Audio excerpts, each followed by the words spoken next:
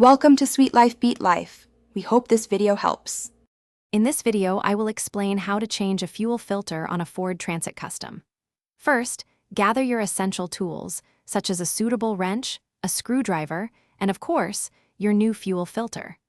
Always prioritize safety by wearing gloves and eye protection.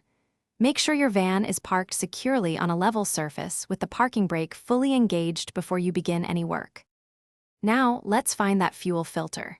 It's usually located either near the fuel tank or within the engine bay, depending on your specific model. Gently disconnect any electrical connectors and then carefully detach the fuel lines.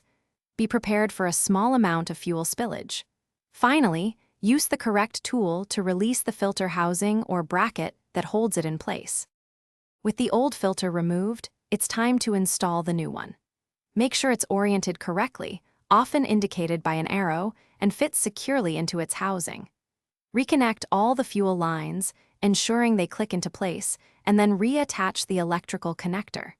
Before starting the engine, you'll need to prime the fuel system by cycling the ignition key a few times without starting the engine. Once the new filter is in, start your engine and carefully inspect for any signs of fuel leaks around the filter housing and connections. Let it run for a few minutes to ensure everything is operating smoothly.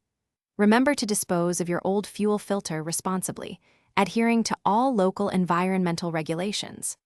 Also, for those looking to improve their financial knowledge, check the description for a link to a fantastic book about money, plus other great deals you won't want to miss.